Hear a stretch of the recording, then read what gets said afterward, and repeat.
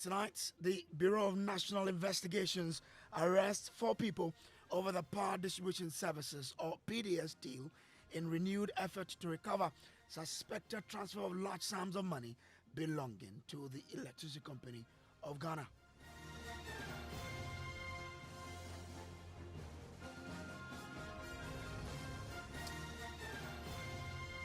Tonight on Top Story, we revisit the story and get details from the Ages Department for you. It's brought to you by Telecel, Connecting Energies, Holy Insecticide Spray and Coil. Enjoy a holy sleep, and also by Shield Pension Trust into the future. My name is Samuel Kojo Brace, and tonight the Bureau of National Investigations (BNI) has arrested 4 people over the botched PDS deal in a renewed effort to recover funds believed to belong to the Electricity Company of Ghana. Now, the BNI picked up the suspect last week as part of ongoing probes into the transfer of large sums of money linked to the defunct Power Distribution Services arrangement. Minister of State in charge of government communications, Felix Kwachofosu, confirms those arrested include former PDS board chairman Philip Ayensu, board secretary Sophia Koko, legal representative Justice Menkapremo, and official Viraj Fat. Now, all 4 have since been granted bail as investigations continue, and we have been monitoring this particular development. And my colleague Caleb joins me in studio with much more. Caleb, now, so first, what exactly was just refresh our memory on what the PDS deal was about and why is it so important? Yes, Bridge. So the PDS deal was a private sector agreement involving the Electricity Company of Ghana, that's ECG, and then the government. So the government brought in Power Distribution Services, which we all know as PDS, to take over the distribution and retail side of ECG's operations, with the aim of improving efficiency, reducing losses, and increasing revenue collection in the power sector. And the deal was also tied to Ghana's Millennium Challenge Corporation Compact, or the MCC, with the United States, which was meant that Ghana stood to benefit from significant funding to improve electricity infrastructure and power distribution. The deal at a point collapsed. Why did it collapse? Yeah, so the deal collapsed, and it was mainly because of problems with the financial guarantees backing the concession. So under the agreement, PDS was required to provide valid guarantees to protect Ghana's assets. And so if there's any problem, we can fall on those guarantees. But however, the government later announced that there were defects in the guarantee document. So, for instance, the insurance company linked to one of the guarantees, that's our Kut Insurance, later indicated that the guarantees were not properly authorized under its internal procedures. And then that raised major concerns about the validity of the entire arrangement, and the government eventually terminated their concession about just 5 months into the project. I guess the collapse of that agreement will have some consequences. What are they? Yeah, so the collapse had major consequences for Ghana's energy sector, and most significantly, Ghana lost access to the portions of the MCC funding tied to the concession. It also created some uncertainty within the power sector and raised concerns among investors about governance and due diligence in major state arrangements. Beyond that, ECG's operational challenges remain the same, including losses, inefficiencies, and revenue collection problems that remain unresolved after the concession was terminated just 5 months into the project. So the project was about to kickstart in March of 2019 or so, and then by October 2019, the project was, had to be terminated by the government of Ghana at the time. All right. Grateful to you for joining us here. Now, let's speak to the spokesperson at the Attorney General's Department, Benjamin Alpha, Adu there, Esquire, for more latest on this. Alpha, I'm grateful to you for joining us here. Now, what specific crimes are being investigated? Thank you, Kojo. The National Intelligence Bureau is investigating issues alleged siphoning of funds belonging to the Electricity Company of Ghana. If you will recall and ask your co-host or resource given the background, the PDS ECG arrangement was terminated somewhere in 2019. And when government admitted that, they entered into what was called an interim protocol transitional, where ECG and PDS were to file account for the transfer of liability. Now, before this interim protocol arrangement could be complete, PDS matter to the London Court of National Arbitration. And so the transfer stopped. Ava, I beg if you can reposition yourself for me, I'll be grateful. Your line keeps tripping. Can you hear me? Yes, clearly. Yes. So I was trying to do the background, and I was saying that following the termination of the PDS arrangement, ECG and PDS entered into what was called interim protocol arrangement. The interim protocol arrangement was this additional arrangement where ECG and PDS were supposed to reconcile accounts, then transfer certain liability back to ECG after the termination of the PDS. Now, before the interim protocol arrangement could finish, PDS took the matter to the London Court of Arbitration. And so the transfer of these liabilities stored, of course, pending that. Right? What government realized after arbitration was that some money was being belonged to, which was in one of the accounts, had, been reduced, had been depleted. So this was what government launched investigation into, which caused arrest and the bill that had been used for purpose. I'll come to, the conditions, but are these the only people whose names have come up in terms of this particular investigation? So far, that is these four are the only persons that the National Investigation have deemed to invite in connection with this issue. I'm sure that as and when it becomes effective, and if it's important that other people are invited for questions, the National Investigation will do so and will update the public on those details. Actually, the line, we're still struggling with the lines, but let's keep trying. So can you hear me? I can hear you at a point, but sometimes it keeps going on yes. and off. But yes, so I was saying that so far these are the only four persons who have been invited to the National Intelligence Bureau. It is an ongoing investigation, and as and when the Intelligence Bureau decides that other persons must also answer questions, those persons will be invited and would update the details. So did they tell the investigators what the purpose for that transfer was? Kojo, the matter is under investigation. What we wanted the public to know was that these persons have been arrested and granted bail, and the background to their arrest. At this point, we wouldn't want to go too much into the details, their question statements, and what they are told, because you know that the docket is being built for, so we do not have to print market. But so far as we can tell, it can be confirmed that arrested have been granted in connection to some monies that belonged to that was held in the account that has been depleted. How much are we talking about here? The amount is about 850 million Ghana cedis. 850 million Ghana cedis? Yes. Okay. All right. Now, what were the conditions attached to this particular bill that have been given to them? No, we are constrained to discuss the conditions of it. Like we said, these are intelligence matters. The matter is still under investigation, and we do not want to share details of, the bail conditions for now. But they definitely have met the bail conditions, and that is why they were granted the bail. The point is that, so how many days are they supposed to report to the investigators? Yes, so all that is part of bail conditions.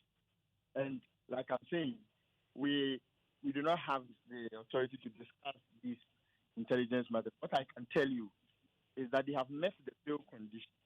They have been granted bail, and the investigations are still ongoing. When new arrests are made, new bail conditions are granted, we will update the public. Of course, these are favorable, and they have been able to meet it. Otherwise, their lawyers would have wanted to vary. And so, as we speak, these persons are on bail. Then the investigation. But was the transfer possible only through the efforts of PDS officials? Yes. So, like I'm saying, this is investigation. The intelligence officers deemed it fit that these four persons will be invited at this stage of the investigation.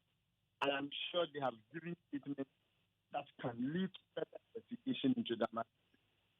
And so, like I told you, when other persons, are deemed fit to answer questions in the ongoing investigation, those people will be invited and will accordingly. Mm. Now, this PDS deal was quite big on the energy sector because people thought that it was going to be the breakthrough for at least Ghana to get it right with the distribution, and so this is something people will be following keenly. What is the plan to ensure that we stay on this to get to the end of it, to ensure that it serves as that kind of lesson for other people who, because we know we are trying to bring in private sector participation in the distribution sector. Yes, the Attorney General and government is fully committed to unraveling the circumstances that led to that. If you recall, in the lead up to the 2024 election, President Mahama was very categorical that he was going to launch a investigation into the circumstances of this PDS issue. That is what we see ongoing, and every effort will be made to unravel all of the circumstances, and where persons are found to have engaged in any wrong conduct, they will be properly put before the court so that the state will get justice in this matter, matters that are before either the intelligence agencies for investigation or currently. Mm-hmm. But others do argue that this was money that they were using to run the ECG. Is there more to it that Ghanaians don't know? No, these are monies that were held in an account then that betrayed. So it is expected that arbitration, especially when ECG won the arbitration, these monies could still sit in the account of the electricity company. As it stands now, that account has been depleted. And that is what has caused this investigation. So the investigation is at preliminary stage. Things will unravel and will update the public. But these monies were supposed to be in the account. They are no longer there.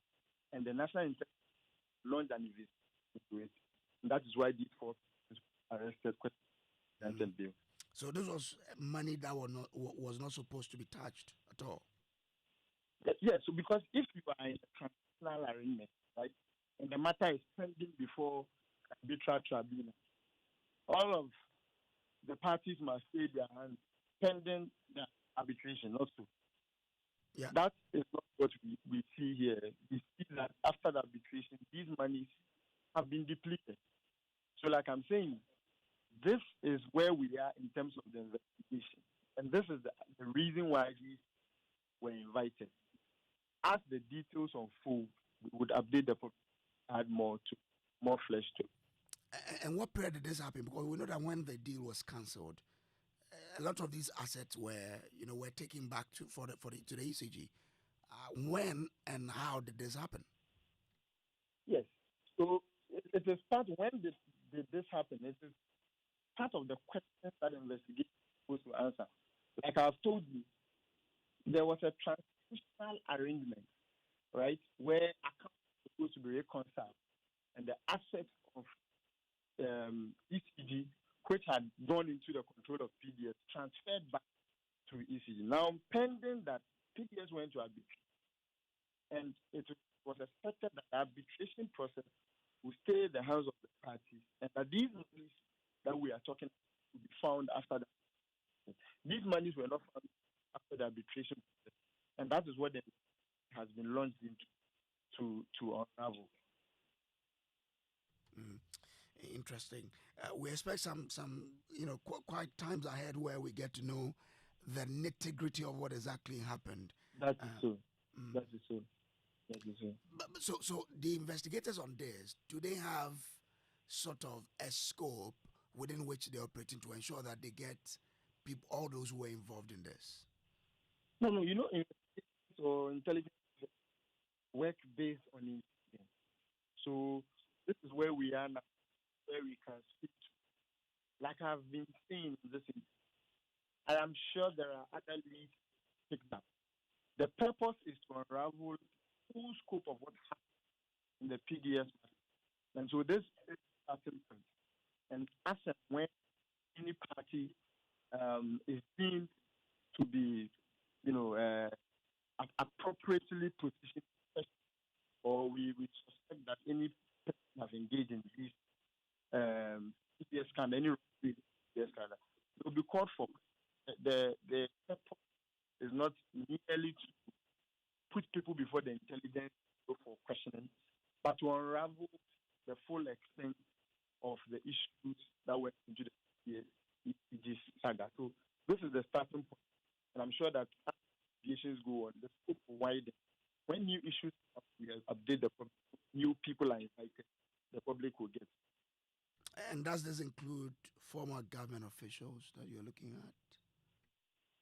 Yes. So if it becomes necessary, former government will be invited for questions. But they are not part of the scope now. So for now, these are the 4 persons that have been invited. Like I've said, intelligence persons work step by step. At this first stage, they are trying to understand why this million in the ECG account has been depleted. And that is why these 4 persons, whom they deem have answers to these questions, have been invited. It doesn't limit the scope of the investigation. If there are other leads that picked up, I'm sure that the intelligence will get us the deal. But if they were in arbitration, how were they still able to get access to that account for an account that belonged to the ECG?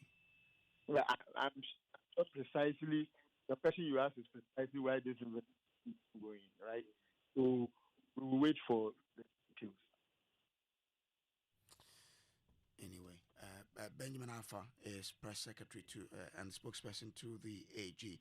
But this arrest happened just this morning or afternoon? No, it happened last week. Okay. It happened last week. Yes. So it was the end of Wednesday. So why are we now being told about it? No, so when the arrest happened, it had to be granted bail. And you remember that Friday was a holiday. So the earliest opportunity that government got out was a Monday. That is why the matters have been put. And these guys were asked to bring what and what before they were granted bail? Yes, I've intimated in this that in respect of the bail condition, it's not a matter of that, and that their bail conditions have been met. That is why they have been granted bail. If those bail conditions are favorable, their lawyers will know what to do.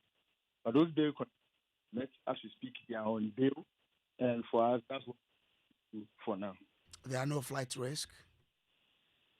I am sure that all of that has been taken into consideration in the grant bail. I'm sure that proper conditions have been put in place so that they do not plead the jurisdiction or do anything that will compromise their ongoing investigation. Yes. So yes, I'm sure that all that. So are we saying the investigators have an unlimited period in which they have to do this, or there is a sort of a time where the ministry expects them to conclude this so that the necessary actions, if the need be, will be taken?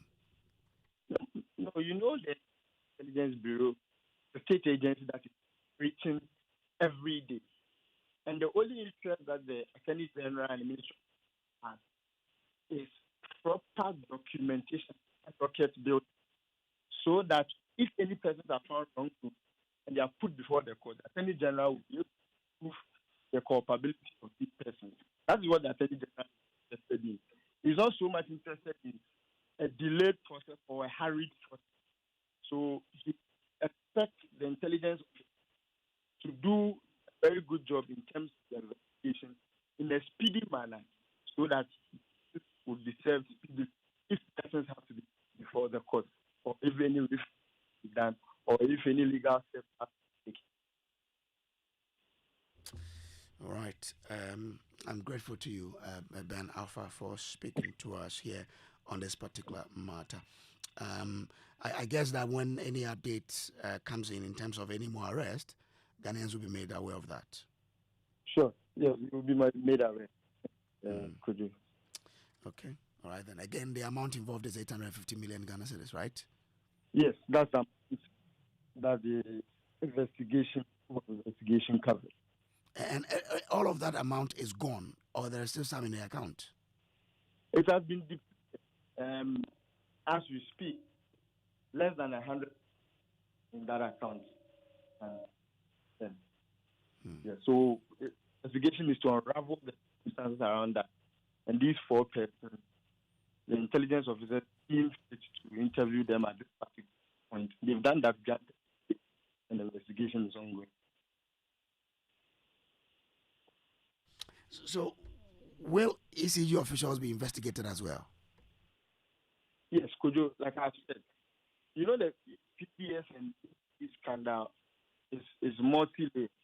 It began first from a compact agreement that was started, and then subsequently it was renegotiated, and then an entity was formed, and then that entity took control of the operations of ECG, so it was terminated.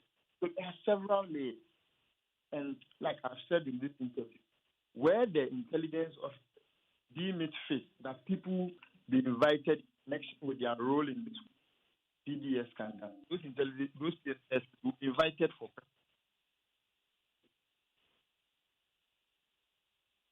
Okay, let's see how this one will go, but I'll be keeping an eye on it. Thank you very much. Benjamin Alpha is the press secretary and spokesperson to the Attorney General, and that is in relation to the arrest that we've been told have been done in connection with the PDS matter. You remember that the issue ended up in arbitration. According to him, some monies that were locked up in an account that, depending the arbitration, that money should have remained untouched. At the end of arbitration, cannot be found. And he says it's been drawn down and it's only left with some less than 100 million in it, and that's why these 4 persons have been picked up. Again, according to information, the 4 persons include the PDS board chairman, Philip Ayensu, board secretary, Sophia Kojo, legal representative, Justice Menka Premo, and an official, Viraj Pat there. This has been Top Story, brought to you by Telecel Connecting Energies, Holy Insecticide Spray and Coil. Enjoy a holy sleep, and also by Short Pension Trust. Into the future with you. Up next is Newsnight. There are many reasons to connect, and it's all to put smiles on the faces of those you love. Daddy, thanks for the tea cash, okay? I love you. That's my daughter Angela.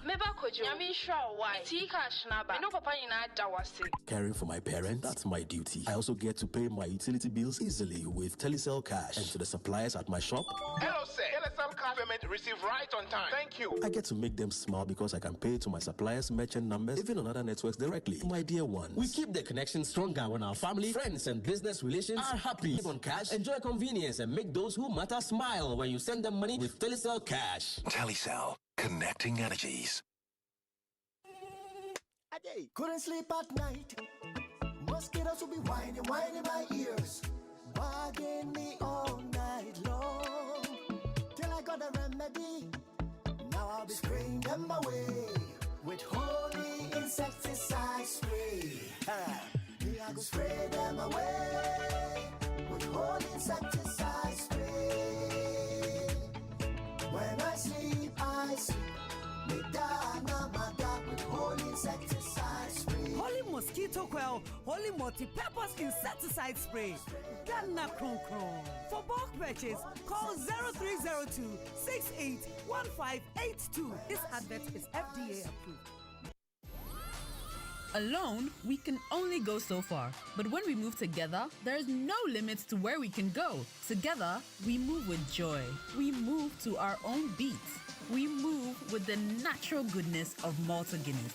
A feel-good refreshment with vitamin B1, B2, B3, B5, and B6. Grab a bottle of Malta Guinness now and feel the vim. Malta Guinness, we move. Always check out for the Made in Ghana symbol. This advert is FDA approved. There comes a time in every young guy's life when something changes. The girls in your class, they are not as loud as you thought, and not as annoying either.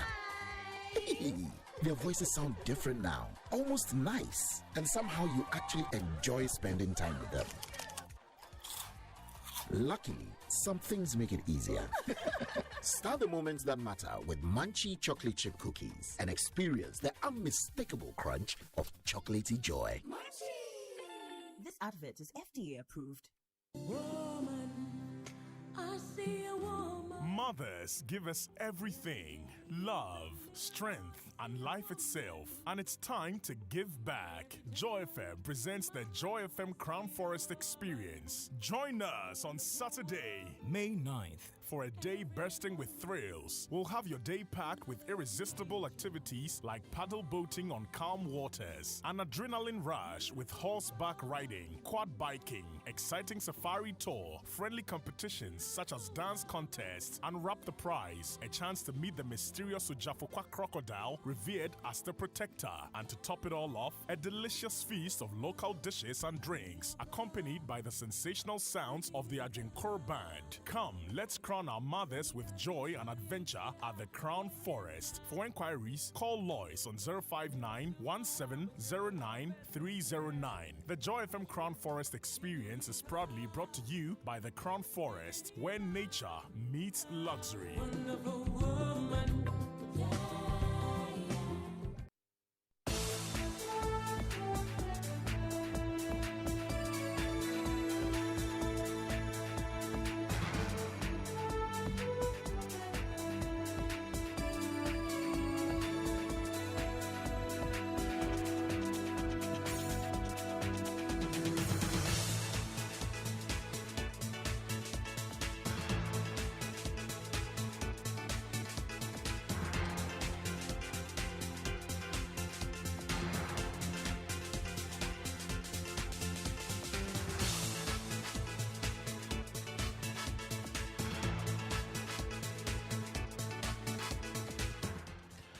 Hello everybody, welcome to News Night. Tonight, mounting tensions at the Kolibu Teaching Hospital leaves patients stranded and in distress as a deepening dispute between the Kolibu Doctors Association and laboratory professionals threaten to further disrupt healthcare delivery at Ghana's premier referral facility. We just ran some tests, but there's no doctor here to get us going. As the things that I'm seeing, if the doctors are not around, it will affect the patients. Some will go dead. Yeah, my sister, Wadaho, or Siniyam, Intimojan in Honasa Mokos Triga, Sisia Bayanade. Now, one fundamental thing that needs to we bring you details of how patients are bearing the brand of ongoing industrial action. Also tonight, Bank of Ghana is fighting claims it sold gold in 2025 to hide a 15.6 billion Ghana cedis lost, insisting the transaction was legal and prudent reserve management, not an accounting trick.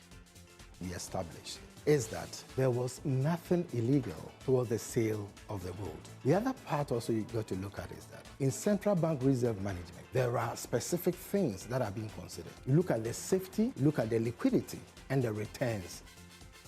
But the minority in Parliament says the bank is policy insolvent and vulnerable to shocks, but the BOG has fired back, saying the central bank is completely out of the woods and strong enough to absorb external shocks. We are completely out of the woods. We are clear in terms of managing our operations, and given all that I've stated earlier, trust me, going forward, we should be coming back with better results. And tonight we look into the controversy of BOG's balance sheet here on Newsnight. Coming up in business. Well, Bank of Ghana made some $3.6 billion from sale of a fraction of its gold holdings for last year. In sports, Joy Sports exclusive with Daniel Kofichire at 9th on Joy Prime.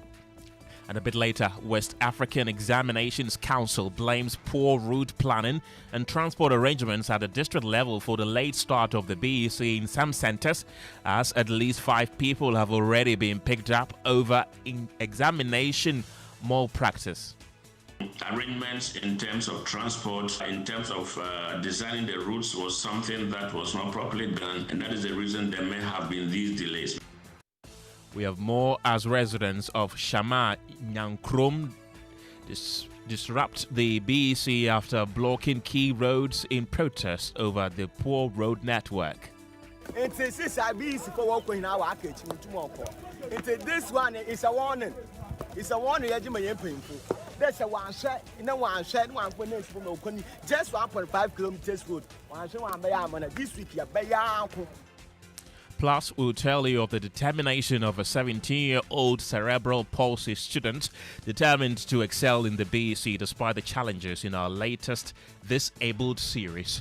We're live in the regions tonight with updates on the conduct of the examination. The latest of these and many other stories are coming up in the next 60 minutes. You can be a part of this show by sending us a WhatsApp on 055 11 11 997. I'm Kenneth. Gyasi. Details now.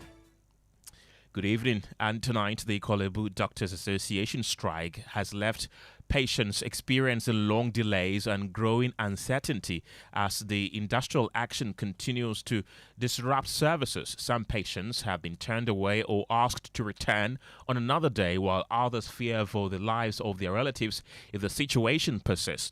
At some wards and outpatient departments, the usual flow of care has been significantly reduced, leaving only limited services running and putting additional pressure on available staff. Families with critically ill relatives say the uncertainty is unbearable as they struggle to find alternatives or secure timely medical intervention.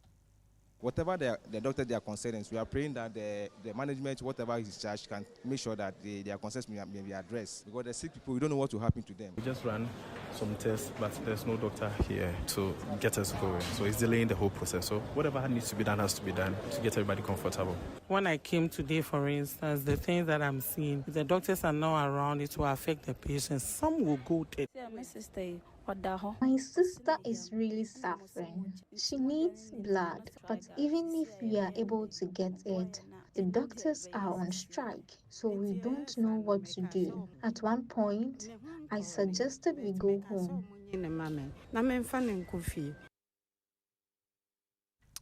And my colleague Ramat Bashir was at Kolibu Teaching Hospital earlier and is joining me in the studio with more. Ramat, what exactly are the demands of the Kolibu Doctors Association? Ken, the Doctors Association says its strike is basically driven by long-standing operational concerns, with a key issue being the exclusion of laboratory physicians from the hospital's central lab. According to the Doctors Association, the situation is really affecting healthcare delivery and also limiting the collaboration between the clinicians and then the laboratory specialists. Also, they say that it's also undermining specialist training for doctors. And for that reason, they are calling and on also demanding an immediate reinstatement of laboratory physicians into the hospital central lab, as well as a broader structural reforms to improve the coordination of patients. We can listen to the chairperson of the Kolibu Doctors Association. For the past 10 years, doctors who work at the Kolibu Central Lab have been driven physically out of the lab, so they don't provide any service. And then it has, over the years, affected the lab reports that we receive. And our solution have always been to ask the patients whose lab reports we think are not correct per their condition to go and repeat them in other private labs. But for how long can you ask patients to spend a second time? And even if you don't realize that and then you write a prescription based on the wrong lab reports, you're going to affect the patient. So safety of the patient is also at stake. And so this issue has been dealt with several committees over the past 10 years. And the conclusions are clear. Let the lab doctors go back to the lab and validate the specialized lab before they are released to patients and doctors. And since this has taken place, no body has been able to take the administrative decision to return them to the lab. As soon as we get a document of commitment that these are the steps they have taken, why not? We don't want strike. No doctor wants strike. But it's the only last resort to force management to do the right. And we don't hope that it will be escalated and the matter will be resolved.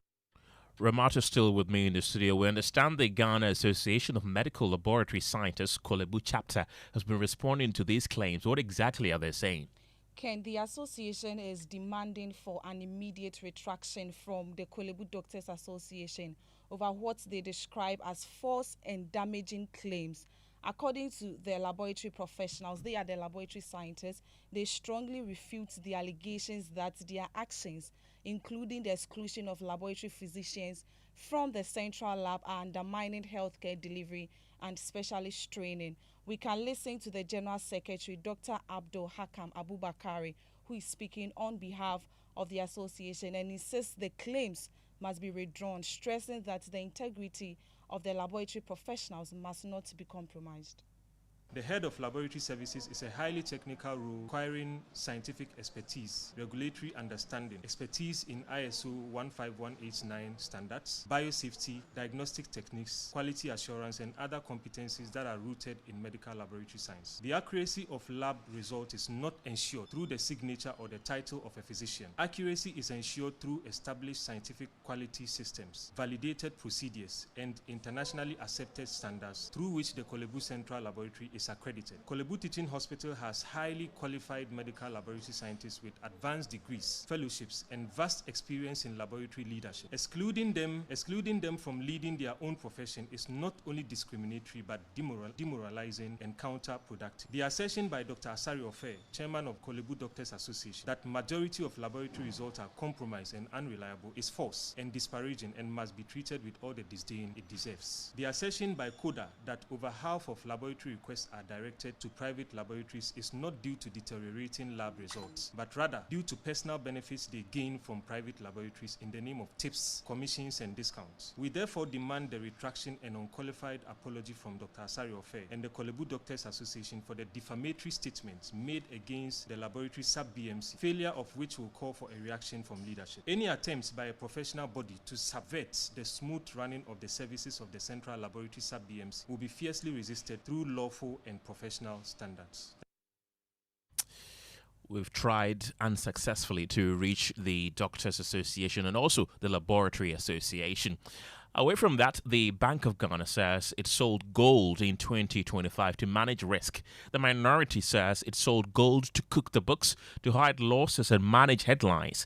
That's the fresh claim and counterclaim in the controversy surrounding the central bank's balance sheet. The Bank of Ghana has strongly pushed back against suggestions that the sale of some of its gold reserves toward the end of 2025 was aimed at artificially improving the bank's financial position. Speaking on Joy News' analytical program Beyond the Numbers earlier today on the Bank of Ghana's 2025 financial statements and the 15.6 billion Ghana cedi loss recorded during the year, the bank's Director of Communications, Bernard Otabel, maintained that the central bank was well within its mandate to reduce excessive exposure to gold as part of its reserve management strategy. Listen to him.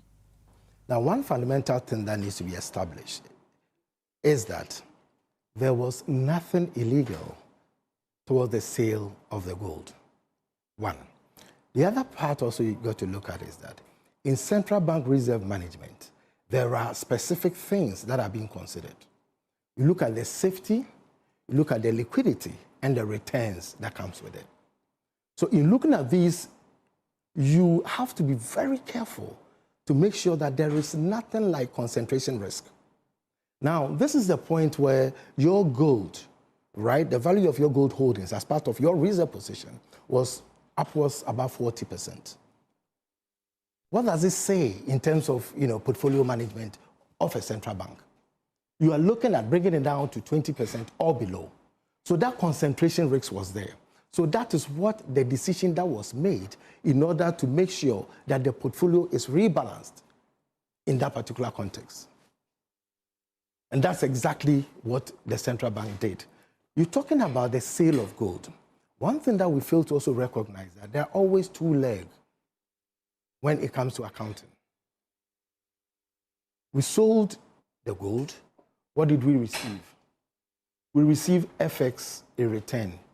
That FX is still part of our reserve, and it is earning interest in that regard. So that FX is still earning interest. So the gold has just been reclassified into another form of asset, because we may hold in foreign currency, we may hold in other instruments, and we may hold in commodity like gold, like what actually happened.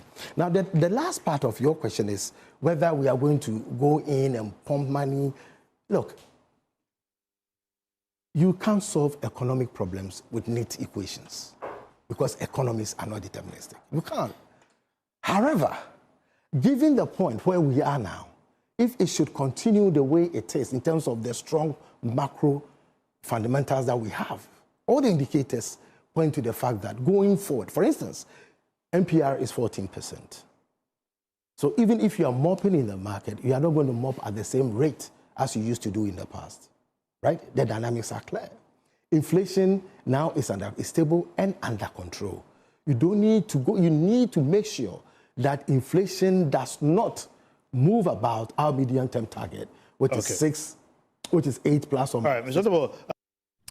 That's Bernardo Tebel. He's the Director of Communications at the Bank of Ghana. Meanwhile, the minority in Parliament has expressed strong concerns over the gold sale, arguing that the Bank of Ghana remains policy insolvent and that its balance sheet is highly fragile and vulnerable to shocks. Ranking member on Parliament's Economy and Development Committee, Kojo and Nkrumah, made these remarks earlier on Joy FM's Super Morning Show.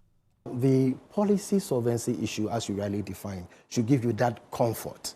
And then also one thing that has not been looked at by so many of the countries that we have, nobody is looking at the cash flow. Look at the cash flow statement in the financials and it will tell you. Because as I always keep saying, cash is fact, profit is an opinion. Because the profit may contain some... Specific to the accounts, we've also noticed that there is an attempt to understate the severity of the losses. In fact, yesterday, we had occasion to showcase the accounts to the media and the nation that the true operating loss is circa about 35 billion Ghana cedis.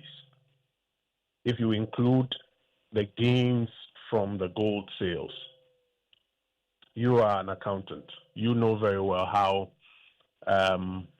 one-off asset sales being recognized as revenue, as though they were part of regular revenue, can be very deceptive. And so if you adjust for that, then the true operating cost or the true operating loss is about 44 billion. We notice that there's an attempt to create an impression that the true operating loss is about 15 billion, but that is not correct. It is also important to keep fidelity with the facts. The true operating loss is about 34.9 billion Ghana cedis. But we caveat that if you adjust for the one-off asset disposal, then that takes you to 44 billion. 44 billion at a time when the bank is not literally bailing out the government or the country, and the bank claims it is part of its normal operations, is not acceptable. Now let's come to the question about this was a cost of stability, whether on the currency side or on prices. Respectfully, the evidence does not support that narrative. And I'll explain to you. Go ahead. Now, if this argument is true, then the argument can be extended to say that in times past when we have achieved these changes in inflation, we should be incurring similar costs for the mopping up of excess liquidity on the market. So I'll take you to 2017, 2018, 2019, when inflation was moved from about 15% to about, I think about 7%, if I recall correctly. You can check the numbers for me. Between 2017 2019, when inflation was brought down from about 15% to about 8% thereabout. I think about 8% thereabout. Right, 7%. Yeah, go ahead. Yes, about 7% thereabout. We did not, when inflation was halved by that time, we did not have to incur that same cost for open market operations. Look at other jurisdictions around the world. When central banks conduct monetary policy interventions that mop up excess liquidity from the market, they don't have to pay that much for it. That's the ranking member on Parliament's Economy and Development Committee, Kojo Nkrumah. Meanwhile, the Bank of Ghana's Communications Director, Bernard Otabel, also insisted that the central bank remains in a strong position to absorb potential external shocks in the foreseeable future, a position he says is supported by the bank's external auditors. The policy solvency issue, as you rightly define, should give you that comfort. And then also one thing that has not been looked at by so many of the countries that we have, nobody is looking at the cash flow. Look at the cash flow statement in the financials and it will tell you. Because as I always keep saying, cash is fact, profit is an opinion. Because the profit may contain some accounting valuations and so on and so forth. The cash is what tells you what is available to spend and what you cannot really do. If you look at the cash flow statement, it's solid enough to tell you that we are liquid enough going forward to carry on with our operations. And there is nothing, and let me put it clearly, that what we're discussing is an audited account. It's an audited account, and the audit account has not been qualified. It has a clean bill of health, which should tell you that the external people that looked at the account had no reason to believe that a significant part of our operations will be curtailed in the foreseeable future. That is the going concern concept in accounting. So we are completely out of the woods. We are clear in terms of managing our operations, and given all that I've stated earlier, trust me, going forward, we should be coming back with better results. You can be a part of the show by sending us a WhatsApp on 055 11 11 997. Let's go on to the telephone lines right now and bring in Ataisa. He's a member of the Finance Committee in Parliament. Also joining the conversation is Michael Ochiri-Befi, who is also a member of the Finance Committee in Parliament on the minority side. Ataisa is on the majority side. Welcome to the program, gentlemen. I want to begin with you, Mr. Ataisa. The minority says the Bank of Ghana sold the gold reserves to prop up their books. Why are you not seeking such answers? Good evening, and good evening to your listeners and to my colleague. First of all, I don't know if you permit me to tackle the issue of the assertion that the Bank of Ghana made a total loss of 44 billion. If you want, I need to clarify that point clearly. Briefly, yes. Now, I want all listeners to bear in mind, preparation of financial accounts of Bank of Ghana is governed by standards and the law. Now, if you look at the operating income or loss of a company, you use the total revenue of the company or the total income, and then you minus it with the total expenditure. That gives you either a profit or a loss. The audited financial statement clearly reports a loss for the year at 15.63 billion. This is how they got it. The total operating income of Bank of Ghana was 22.28 billion, and the total operating expense of Bank of Ghana was 37.91 billion. This is the official audited loss. It is not a political figure, and Ghanaians must reject it or treat it with the contempt it deserves. The second part is that trying to add the other comprehensive income defies logic, because the treatment of other comprehensive income emanates, one, using the IFRS 9, IFRS 7, and then IAS 32. And they are saying that other comprehensive income takes note of exchange rate effect, it takes note of revaluation, and then foreign exchange and special drawing rights remeasurements. These are not cash expenses. So if the thing is not a cash expense, why are you adding it to operating income? Because if you have an appreciation of your currency and you have $100 million, and at the time of the beginning of the year, it was 10 cedis, end of the year becomes 80. The $100 million does not change in value, but each cedi equivalent, because of the appreciation, will fall. It doesn't represent any cash loss to the state. And the minority should stop the attempt to say that the total loss of the Bank of Ghana, adding a non-cash expenses to a cash expense, that is falsehood, and it must be treated with the contempt it deserves. Right. Then finally on that, they are asserting that the Bank of Ghana is not compliant with the IFRS standard reporting. Look, a qualified account or modified accounts is the basis for which you have to even talk about this. The second part of it is that you do not, and I mean seriously, if you read Section 7, with your permission, I just want viewers to go through Section 7 of the Bank of Ghana's own Act. Section 7 says the following. The Bank of Ghana, it dictates that profit or loss from revaluing bank assets or liabilities, gold, special drawings, right, foreign, due to exchange rate changes, are excluded from the annual profit calculations and instead carried to a special revaluation account. If you know this, it is enshrined in Section 7 of the Bank of Ghana's Act, and you still, for the purposes of political propaganda, come to say that we are not complying with the IFRS standard. The same auditor's opinion says that it is largely compliant, but due to its own law in Section 7, it is not taking revaluation, it is treating revaluation separated from the usual commercial entities that we have. Now, responding to your question, I think that there has been mischaracterization of the income from the bank gold purchase, gold sales. If you read the 2025 audited financial statement clearly, the Bank of Ghana clearly distinguished between a recurring operational income and then the fair value of the realizations gain. What do I mean? A recurring operational income supplement, the regular income that you normally do in a commercial entity. This is your line of business. You are into sale of goods and services. Those are regular. It comes as and when it happens. But Bank of Ghana is not a commercial entity. And for that matter, you do not expect Bank of Ghana to be doing sale of gold on regular basis, because that is not the core mandate of Bank of Ghana. That is what we call the fair value or the realization gains.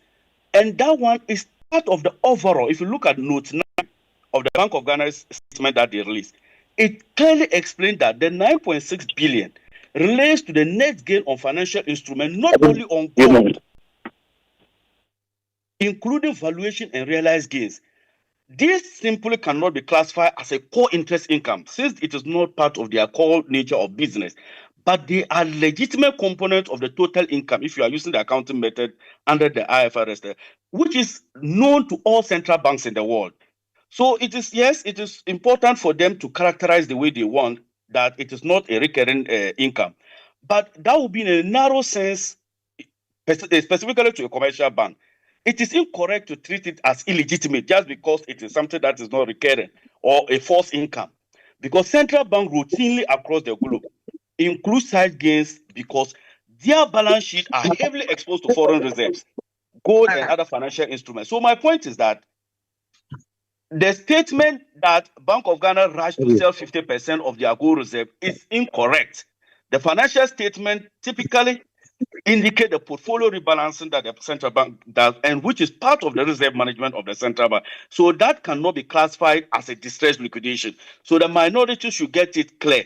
The central bank manages gold reserves of every nation, and they do that through rebalancing their portfolio. They take advantage of price movements of gold in the international market. What would be the value of the gold if we were keeping solid gold and the ounce of gold plummets to about 2,000? What would have been the importance of it? So that is why, as part of their foreign reserve management, they do what we call rebalancing the portfolio and then taking advantage of price movement and improving their liquidity position as and when they need. Ataisa, hold on, I'll come back to you. Let me bring in Michael Ochiri-Befi at this point. Welcome to the program. He's a member of the Finance Committee on the minority side. Based on the Bank of Ghana's explanation to or of the gold diversification, is that not an explanation that suffices with the minority?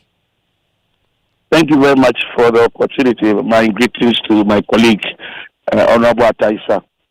There are critical points that I don't want to address now because I don't want unnecessary controversies on these issues, and for us to divert attention, not to fixate our attention or concentrate our attention on the questions you have asked us.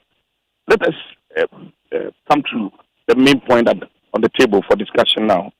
Let us be clear that page 7, just page 7 of the accounts, the Bank of Ghana accounts, clearly admits the Bank of Ghana had to sell gold of 9.6 million to generate a profit of 5.5 billion. That's a fact.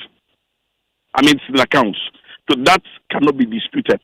And these are the clear points that we are talking about. So it's not about conjecture or trying to frame up unnecessary stuff that is not important. What is clearly important and must be known clearly is that the Bank of Ghana itself admitted clearly in page 7 of the accounts that they have to sell gold of 9.6 million to generate profit of 5.5. Clearly, it means that there was a clear intention to do that.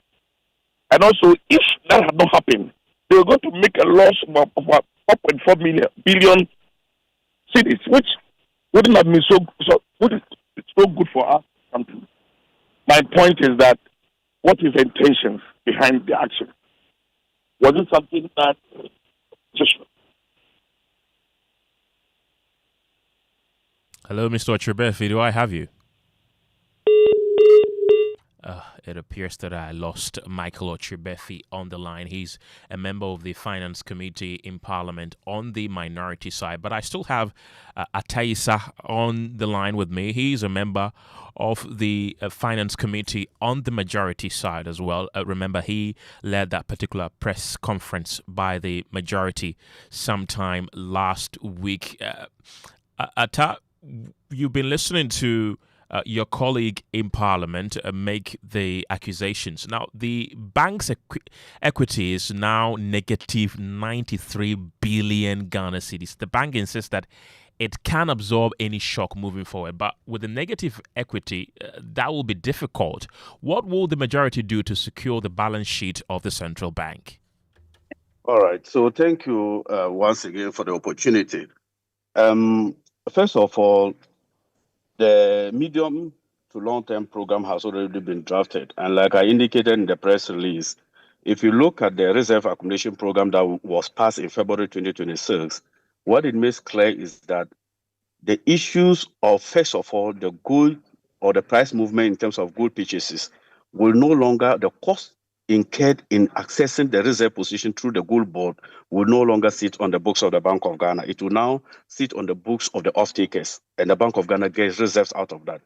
The second thing is also that if you look at the 16.27 billion that was occasioned through the tight monetary policy that was done by the Bank of Ghana to mop up excess liquidity, that will no longer feature because inflation has already been downward below even the IMF projection and that of the government of Ghana. So that will not feature prominently in the 2026 and beyond.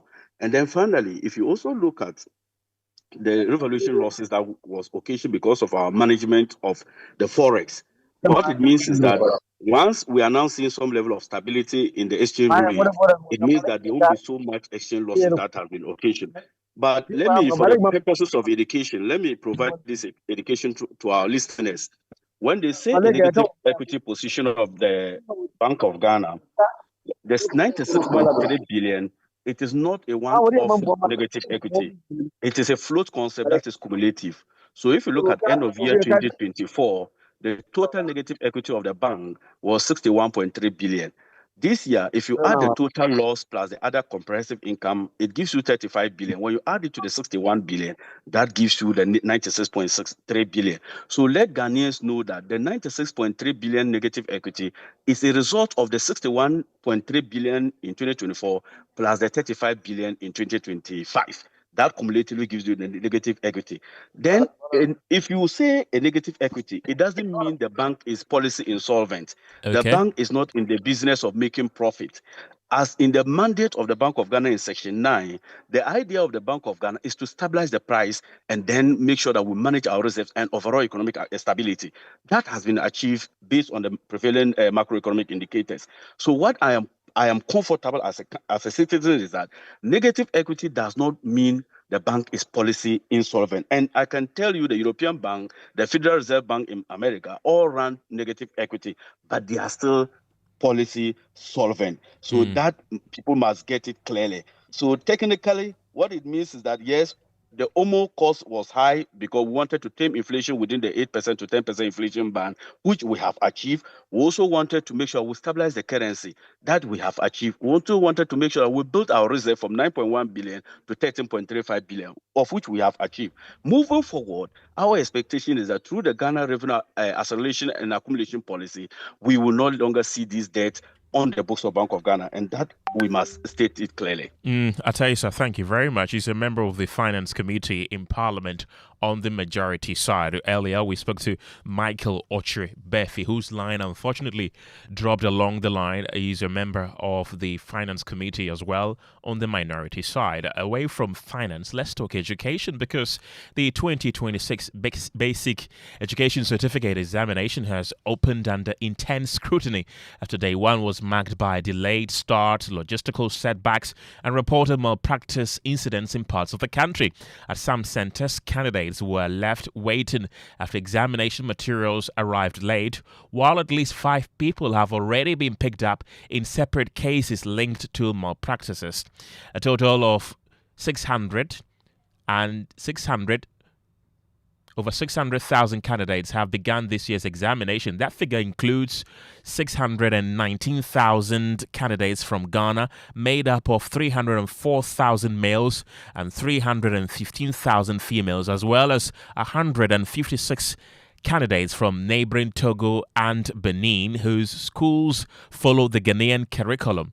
The examination is expected to run until Monday, the 11th of May. The West African Examinations Council says some of the delays were caused by poor route planning and transport arrangements at the district level. First, let's listen to the head of public affairs at WAEC, John Kapi, defending the late start in some centers. He spoke earlier on The Pulse. The state of Union Congo. Enter the letter, petition that come on Abu DC, the youth of Union Community, the leadership of Union Congo. What your letter come district chief executive there. Your road in the state of your road, It has not been long since we sent a letter to the authorities, and a contractor was sat. Usually when we are about to conduct BEC, we are not in every single district, so we are in touch with the local district authorities of the Ghana Education Service. They are the ones who design the routes. They are the ones who provide the vehicles. We provide the fuel for them to move the vehicles around. Since they are the ones who know the terrain very well, they are the ones who guide us as to which way to go and how to distribute the material. So I guess that arrangements in terms of transport, in terms of designing the routes was something that was not properly done, and that is the reason there may have been these delays, because we have a rule that we would release the questions 45 minutes to time, just so that we are able to secure the questions from getting into hands that should not be having them before the commencement of the examination. So if there have been delays, probably it's as a result of the way the routes were designed, and we hope that in the days to come, our depot keepers and our regional representatives will be in touch with the district authorities to ensure that the redesigning is done in order that the items will get to the students early enough for the examinations to start. That's John Kapi there. He's the head of public relations at WAEC. Meanwhile, in the western region, residents of Shama Nyagrum staged a protest over the poor condition of their road, disrupting movement to some examination centers. The state of Union Congo. Enter the letter, petition that come on Abu DC, the youth of Union Community, the leadership of Union Congo. What your letter come district chief executive there. Your road in the state of your road, It has not been long since we sent a letter to the authorities, and a contractor was subsequently assigned to the site. However, we have waited for a long time for the contractor to visit, and this has not been forthcoming. Just last week, a pregnant woman gave birth on the stretch due to its poor condition. We have been facing numerous challenges because of the state of the road. Now, all BEC students will be affected. If urgent steps are not taken, we will continue this action throughout the week. Just 1.5 kilometers road. This week, It's a catcher, regional minister and DC said this week. One man who be purple conda. You better my dear uncle. It's my work catcher on. Those were some frustrated residents there. Well, day one of the examinations have been marked by stories of resilience and challenges. 17-year-old Priscilla Nanama Samson has never had an easy journey to school, living with cerebral palsy. She has faced stigma, exclusion, and painful moments in the classroom. But today she's sitting for the BEC, determined to become a nurse. Esther Nkrumah has more in our latest episode of this Abled series.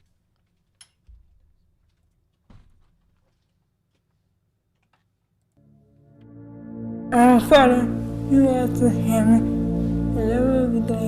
Priscilla Nanama Samson takes a quiet moment to pray. Today is the final school day before the Basic Education Certificate examination. At 17, Priscilla has been preparing for this moment for years. She lives with cerebral palsy, a condition she's had since birth. But that has not changed her goal.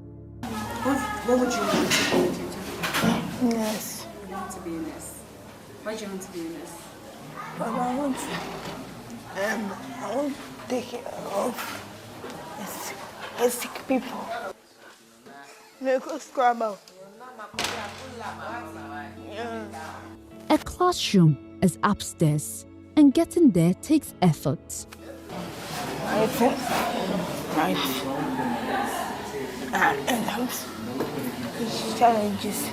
I think exams and challenges. That's all. How many challenges?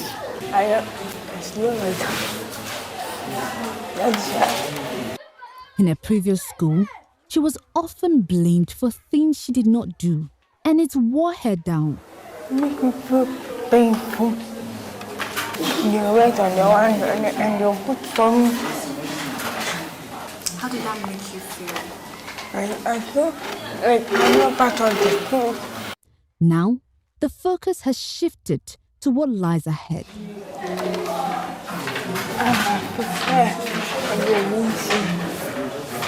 You say that you're very prepared. Yeah. So what school selections do you want to make?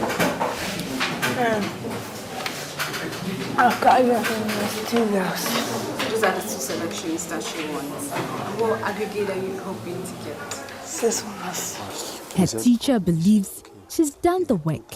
When they came for the registration, we told them that we have this special child in our midst, and they said, okay, so we should write a letter to GES so that as for it, they can give her a period of time for it to complete with everything. That will not achievement of making my dreams come true. Esther Nkrumah, Joy News, Accra. Let's touch base with our correspondents who have been covering day one of the BEC for us. Let's start with Collins Frimpong, who is with the Sector Minister, Haruna Idrisu. Collins, welcome to the program. You've been with the Education Minister all day. What has been the focus of his tour? Yeah, particularly the focus of his tour has been on the assessing examination malpractice. You know that the Western North, according to data from the Ghana Education Service, has emerged as one of the emerging hotspots for examination malpractice, to the point that somewhere last year, some of the teachers and investigators from the region currently have been convicted, and also a lot of students from the region were also caught with examination materials during the BEC and the WASI last year.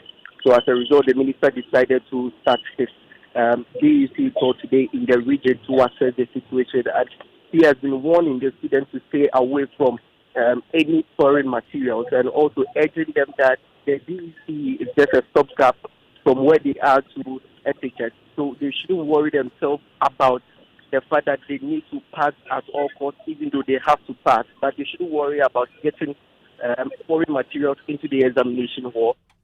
We are particularly concerned about the growing phenomena of exam malpractices.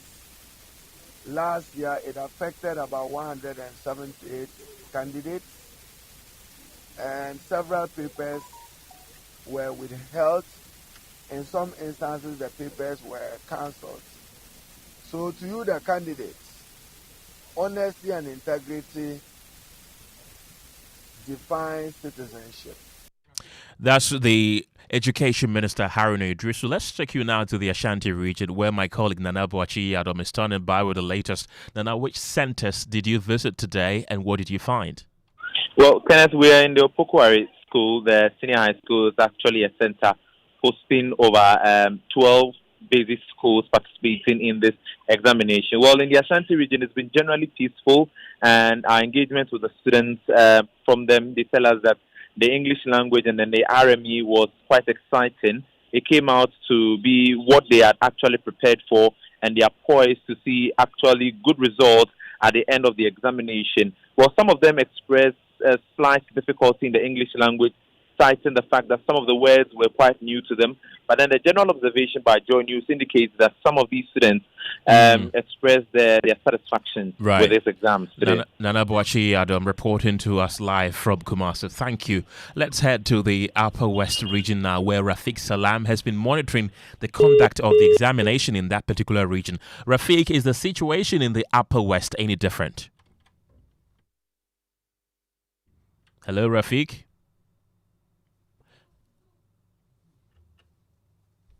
Rafiq, can you hear me?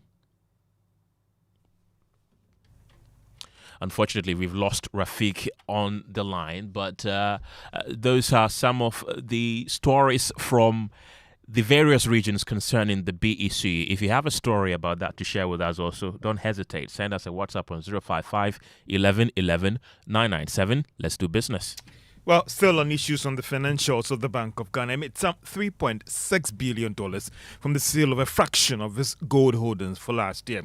A local beverage manufacturing firm, Casapreco, begins initial public offering seeking to raise some 700 million Ghana cedis.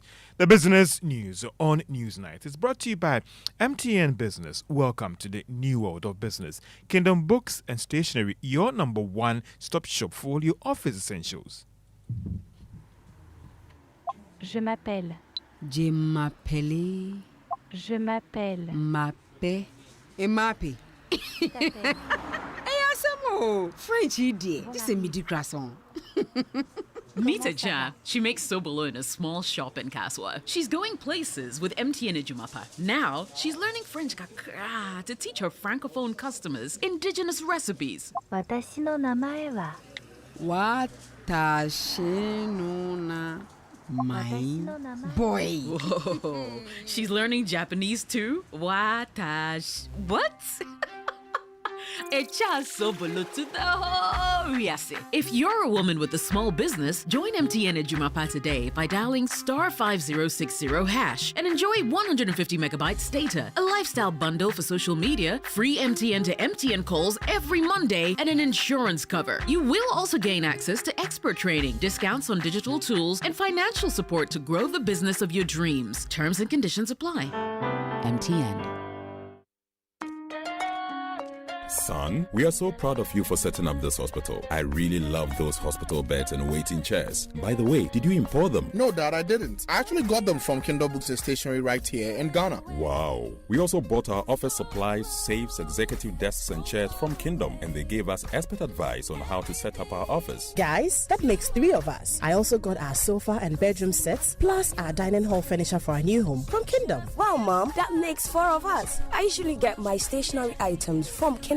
And my teacher also mentioned that our classroom furniture was provided by Kingdom. So there you have it. Whenever you're thinking about setting up an office or acquiring furniture for your home, etc., Kingdom Books and Stationery should be your first port of call. With over 40 years experience in the industry, we stock and supply a wide variety of globally sourced office and home furniture, stationery and equipment. Visit our head office, Takweje, Osu near the Osu Cemetery, Tema near Community 4, Takoradi opposite Vijay Mays Plaza, Cape Coast University Bookshop, Spintex Road near Absa Bank, Atomic, Centerpoint Mall, Winneba University Campus, KNUST, the University Bookshop, and Santasi in Kumasi. You can also visit our shop online, www.kingdomstoreonline.com. Hurry while stock lasts. For further inquiries, contact us on 050-162-0810 or 0302-764-101. Email info@kingdomgh.com. Kingdom Books and Stationery Limited, where quality and affordability is assured. Terms and conditions apply. Hello, CEOs. Ghana's foremost business platform marks 10 years of leadership impact. Join the 10th Ghana CEO Summit and Expo on Thursday, 28th May 2026 from 9 a.m. to 5 p.m. at the Kempinski Hotel Accra. The summit is themed Accelerating Ghana's Economic Transformation, driving bold reforms through leadership, technology, and industrialization. Tagline, From Vision to Action. His Excellency John Dramani Mahama, President of the Republic of Ghana, will attend as special guest of honor and officially launch the CEO Government Compact 2026. Highlights include presidential CEO dialogue, masterclasses, panels, brand expo, CEO profiles, networking, and the Ghana CEO Excellence Gala. Register now at GhanaCEOSummit.com. Call 054-639-1970 or email info@GhanaCEOSummit.com. Powered by CEO Network Ghana in partnership with Deloitte, PwC, EY, GIPC, SIGA, University of Ghana, Media General, and the Multimedia Group. The 10th Ghana CEO Summit and Expo. A decade of leadership impact. T&Cs apply. Cast your mind back to 2022. The prices were rising. The stress was high. Every liter of fuel felt like a sacrifice. Do you remember who stepped forward first? When others were comfortable with high prices, Star Oil chose you. We cut our own profits so you could keep your AC on, keep your engines running, and keep your life moving without the heavy burden. We gave you room to breathe when things felt tight. Because of you, our star savers, we became number one. Today, the pumps are a battleground. Others are finally cutting prices because they have to. But Star Oil, we do it because we want to. Don't just chase a price, remember a friendship. We were there for you then. And with new innovations coming your way, we are here for you now. Star Oil, still quality and affordable fuels for all.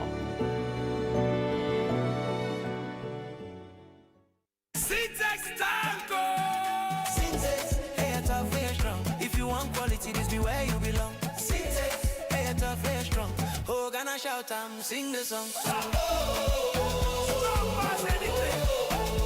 When the sun they hot, syntax no break. When the rain they fall, still no shake. Builders they choose and plumbers they prove. Any project you they start.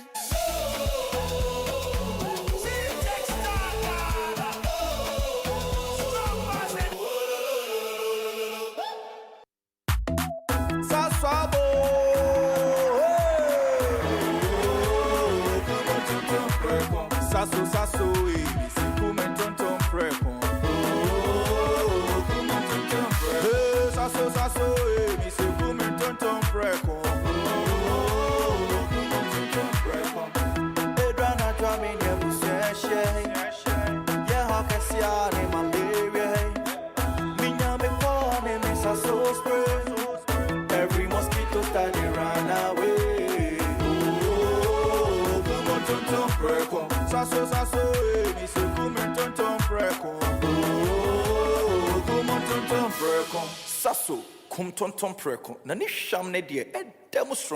This advert is FDA approved.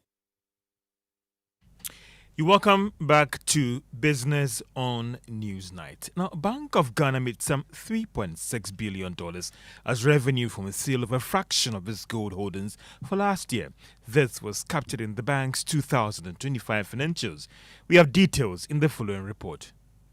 This was the total revenue made from the sale of more than 869,000 ounces of refined gold sold in the last quarter of 2025, that is in November to December. The sale was made at a time that gold prices were trading at around $4,323 an ounce. That is up from a little over $2,000 from the beginning of this year. This one-off transaction resulted in the Bank of Ghana also making a profit of $989 million, translating into some 9.57 billion cedis. The central bank closed the year with a gold holding of 598,199 ounces, down from the 981,652. The report showed that the Bank of Ghana's largest share of its gold holdings was with the Bank of England.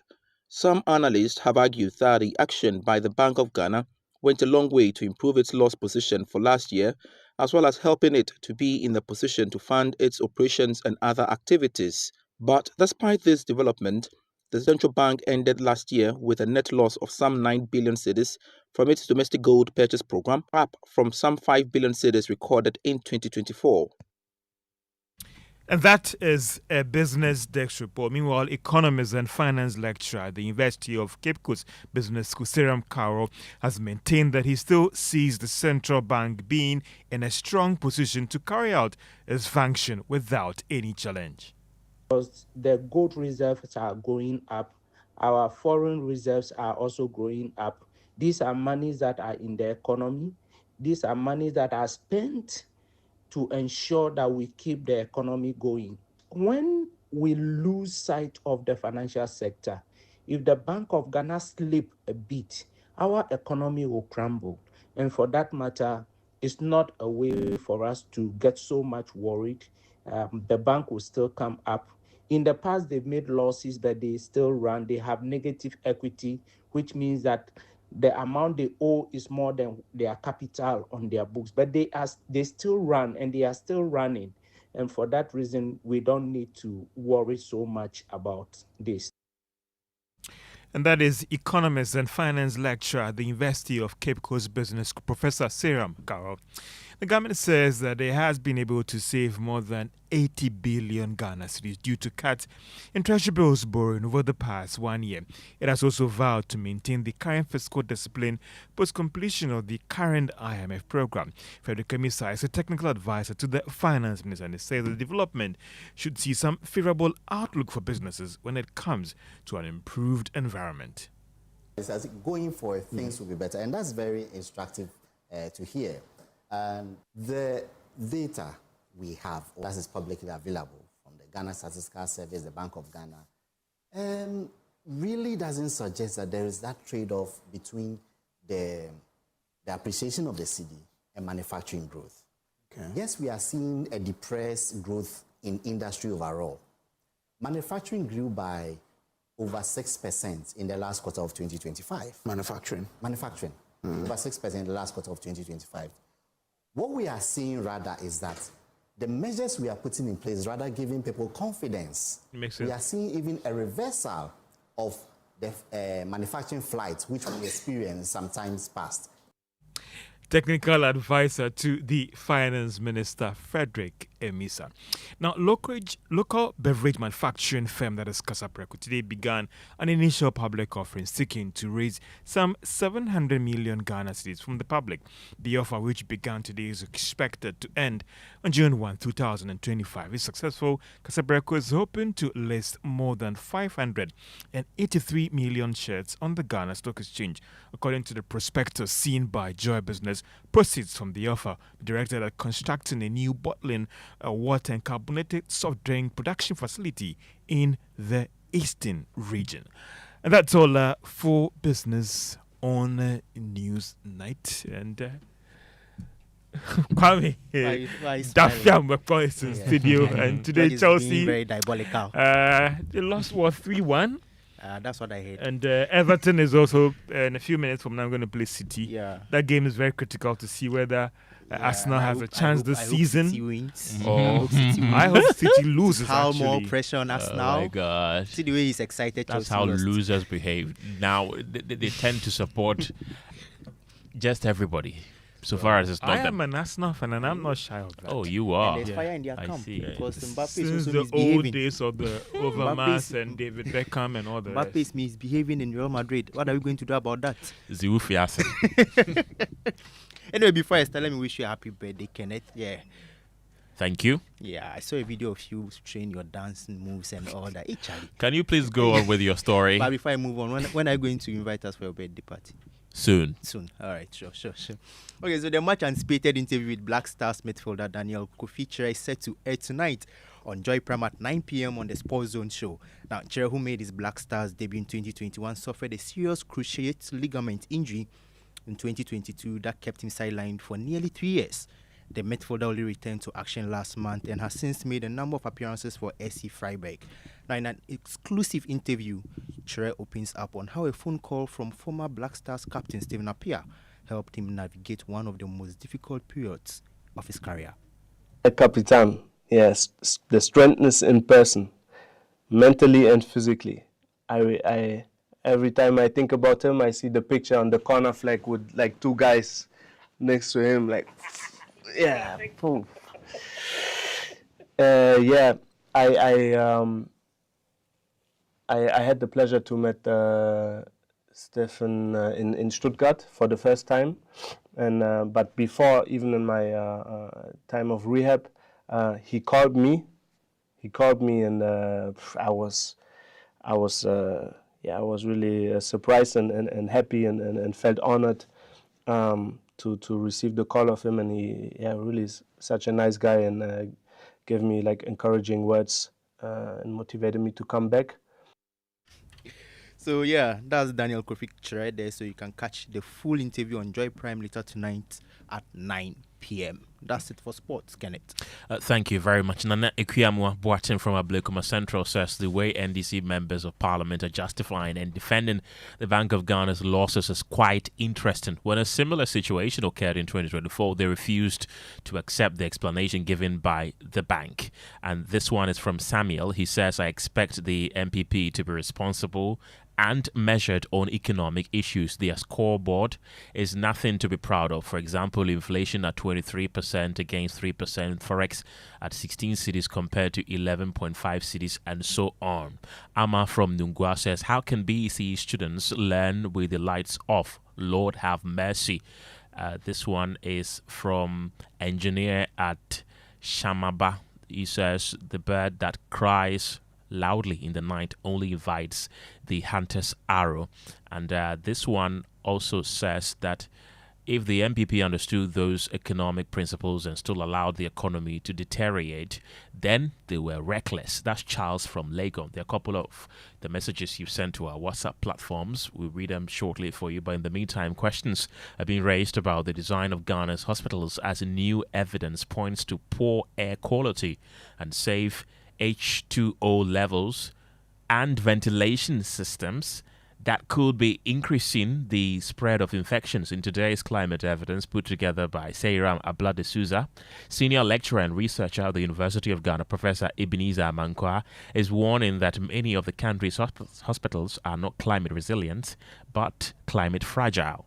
Air conditioning is meant to make rooms cooler, more comfortable, but in some hospital wards it is creating a new and invisible threat. Researchers are raising concerns about the air patients breathe in hospital wards. Carbon dioxide levels in some cases is rising above acceptable limits. Air quality is deteriorating in spaces meant for healing. Professor Ebenezer Mankwa is senior lecturer and researcher, Department of Geography, University of Ghana. They leave the AC on thinking it's blowing, but it's not blowing anything. It's just the air that is recirculating in there. There was no cooling from those conditions. So that is how come we established the poor air quality. In sealed air-conditioned wards, air does not flow. It recirculates. With it, bacteria, viruses, and heat. Research shows wards with natural ventilation, like open windows and cross breeze, have significantly better air quality, while sealed air-conditioned spaces often trap heat and stale air. But we realized that in most of the wards where we have these air conditions, they were not working, and that creates humid conditions. So if somebody has any infection, it means we are just recirculating the pathogens and the bacteria within the ward. For some mothers, the concern goes beyond just treatment to the very air their babies are forced to breathe.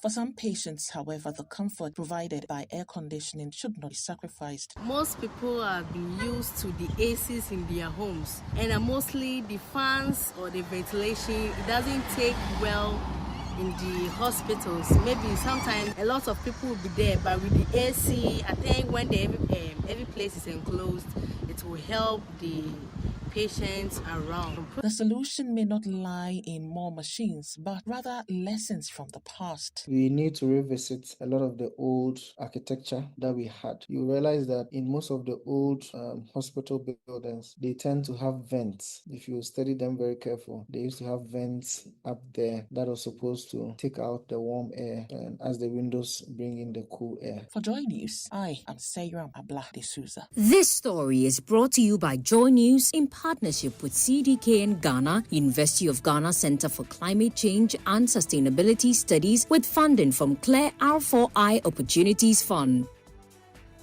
That's it for Newsnight. A couple more of your messages. Matilda Ama in Keta has sent us a message. Samuel has also sent us a message. A couple more of you have sent us messages, but we cannot read them because we've run out of time. My name is Kenneth. Gyasi, don't forget to do the 2 with Pepsodent and brush your teeth day and night before you go to sleep. Have a good evening.